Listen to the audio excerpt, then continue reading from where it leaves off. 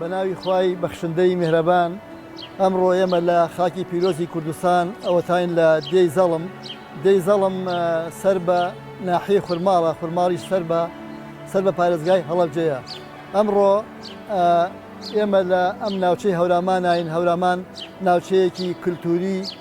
زۆر گەورەیە، سنوورێکی زۆر فراوانی هەیە کە پارێزگای کرماشان و سنە و سلێمانی ئەگرێتەوە، بەڵام شاخی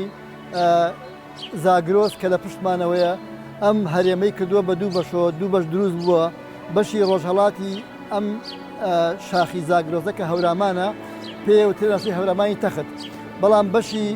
ڕۆژ ئاوای پێوترێ ناوچەی لەهۆن، یعنی ناوچەی کوردستانی خۆمان ئەم ناوچەیە تەوێڵە و بیارە و خورماڵەوانە مە ناوچەی لەهۆنی پێڵێ ئەوترێ، بەڵام ناوچەی ئەو دیوکە ناوچەی پاوە و مەریوان و ئەوانەیە ئەوە ناوچەی هەورامانی تەختی پێوترێ. ئەم ناوچەیە لە سەردەمی سەفەویەکان و عوسمانیەکانە ساڵی 1639 لە کۆنگرەی زەهاوە کرا بە دوو بەشیان، کاتێککە سنوور دیاری کرا سنووری هەورامانیش کەوتە ئەو بینەوە. ئەم دیوی زاگرۆز ینی بەشی کەوتە بەشی عوسمانی، ئەو دیوی زاگرۆز کە هەورامانە کەوتە بەشی سەفەویەکان. لەبەرەوە لەو کاتەوە هەورامان کراوە بە دوو بەشەوە، بەشی لەهۆن کە ئەم دیوە بەشی تەختیش کە پێوت هەمانی تەخت ئەکەوێتە ئەو دیوە ناوچەی مەریوان ئەوانە. لەم ناوچەیە تەمان ینی هەورامان نزیکی 6,000 ماڵە بە بەشی ئێران و بەشی عێراقۆ 6,000 ماڵە، 143 دێهاتی گەورە و پچکۆلە و ناحیە و قەزا ئەمانەیەکی تایە.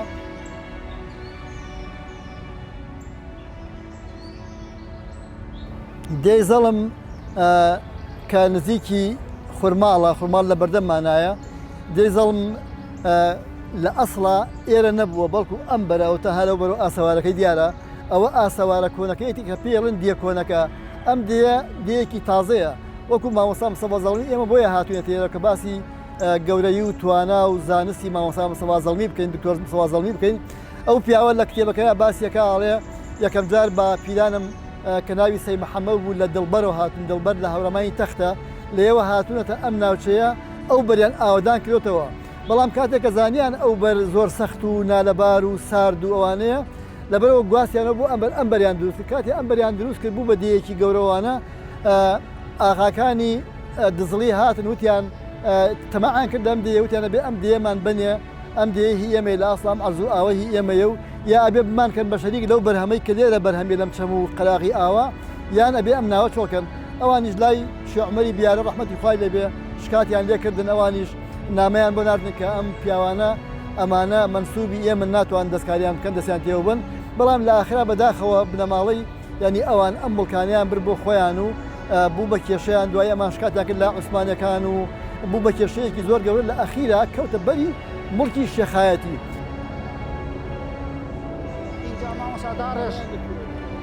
مامۆستا هەر لە شاخەکەەوە دەراحەت لە مزگەوتشەوەی ناقوربانیان ئەوە مزگەوتەکەمانە لە سەرەوەیە، مزگەوتی ئەوە پێوترێ قەڵای سوورێ.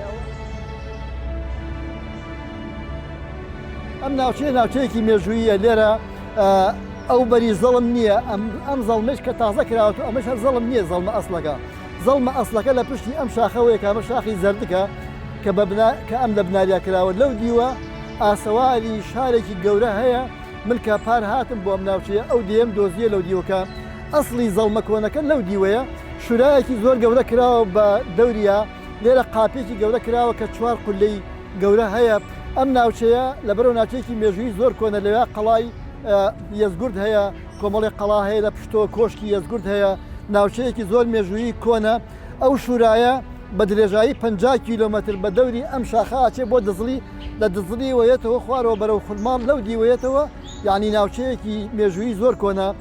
لەبەرەوە ئەمە 200 ساڵ لەمە پێش ئەم دیە کراوە، 200 ساڵە، وەکو مستەفا زەڵمی باسێکاڵێت 200 ساڵە ئەو بەر و ئەم بەریش تەمەنەکەی ئەوەنەیە. بەڵام زەڵمە کۆنەکە کە تا ئێستاکێ خەڵک نازانێت لەکوێیە، بەڵام لەو دیوەیە ئاسەوارەکانی ئەوە 700 ساڵ لەمە پێش پایتەختی ئەردەڵانیەکان بووە، دوایی پایتەختی بڵێن شوێنی باباناوز بووە، پێشەوان کە کۆشکی یەزگورد لەویا بوو، یەزگورد ساسانیەکانە. لەبەرەوە ئەم ناوچەیە قەڵاو نزیکی 1000 ئەشکەوتی تایە، ئەشکەوتی هەمووی دەستکاری کراوە، شوێنی ژوور و حەوز و ئاو ئەوانەی بۆ کراوە.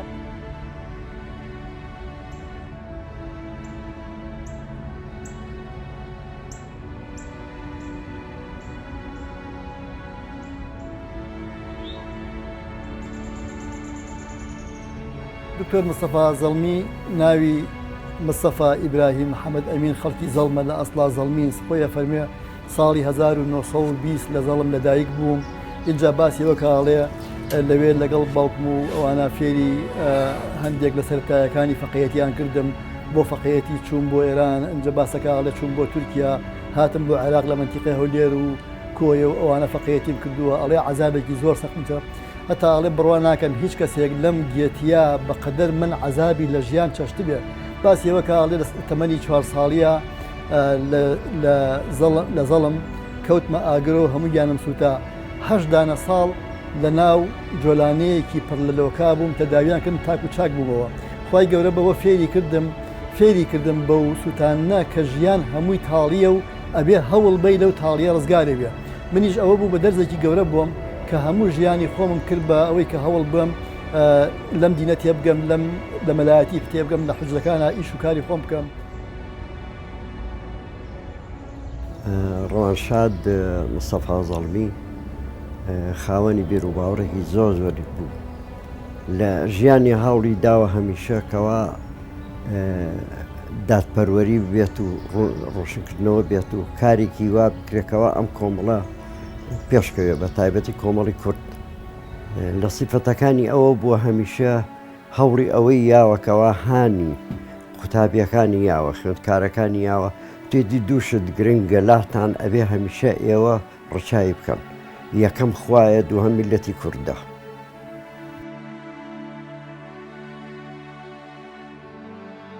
باسی ئەوە کاکەوە من چوون بۆ مووسڵ بۆ مەهاباد ئەڵێ لە مەهاباد ساڵی 1946 لەوێ فەقەیەتی مەکرد چەند جارێک چوون بەلای قازی محەممەد لەگەڵ قازی محەممەد کۆمەڵێک باس و خواسی لەسەر نەتەوەی کورد و حکومەتی کوردی و ئەوانەمان کرد لە ڕووی شەرعی و قانونیوە بۆم ڕوون کردەوە پاشان باسیەوە کاڵێ لە ساڵی 1964 کاتی عەبدولسەلام عارف ویستی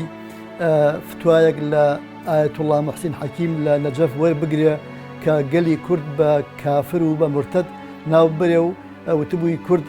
لە دین هەڵگەڕاونەتەوە بوون بە شوعی مەرحومی مەلا مستەفا داواکە لە مستەفا زەڵمی کە ئەو کاتە ئیمام تابوورە بێ لە عەسکەریە پێڵێ بەڵکو بڕۆی لەگەڵ چەند کەسێکە چەند زانایەکە بەڵکو ئەو شتە خاو بکەمێ لای موحسین حەکیم ئەو فتوایە دەرنەکەن ئەوان دەچن بۆ نەجەف بەجلی مەلایەتی و خۆیانە گۆڕن بە نهێنی ئەچن بۆ کە چنە ژوورۆسە یەکەن قەلەباڵغا پێڵێن ئەمە ئیشێکی تایبەتمان بە تۆ هەیە ئەوش خەڵکەکە ئیزنا بۆ دەرەوە و لەگەڵیانە دانیشێ مستەفا زەڵمی پێڵێ ئەڵێ ئێمە گەلێکی موسڵمانین حکومەت نیازی وایە عەبدولسەلام عارف نیازی وایە فتوایەکی وەتان پێ دەربکە ئەویش پێڵێ باش بوو زوو هاتن لەوا بووین کە فتوواکە دەربکەین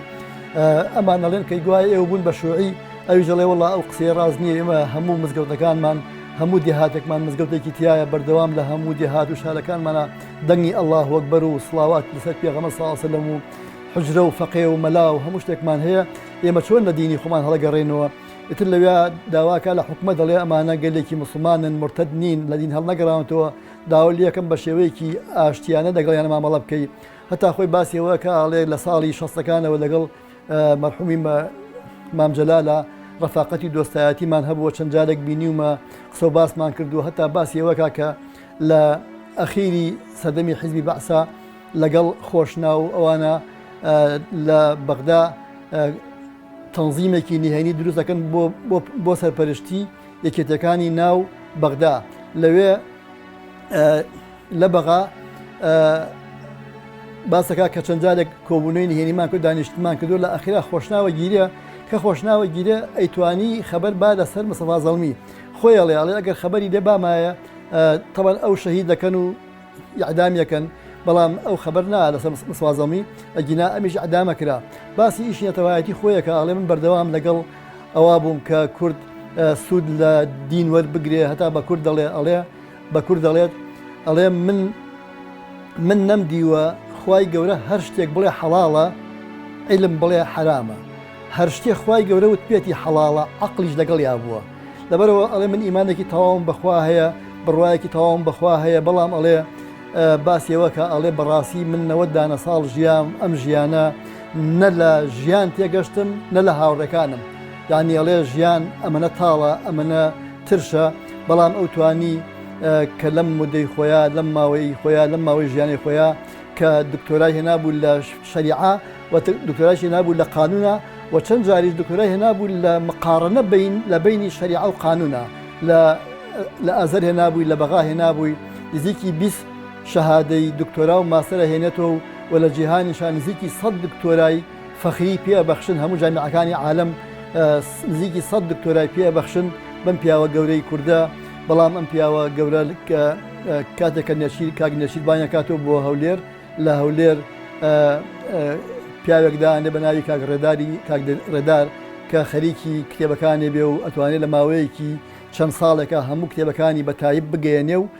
کاتێککە تایپیانەکە هەمووشی بۆکە بە کتێب ئێستا لە بۆکسێکی گەورەی نزیکی 9000 لاپەڕەیە هەموو کتێبەکانی لەوێ چاپ کراوە بە شێوەیەکی زۆر جوان خی گەورە لە گوناحی خۆش بێ و لە گوناحی ئێمەش خۆش بێت.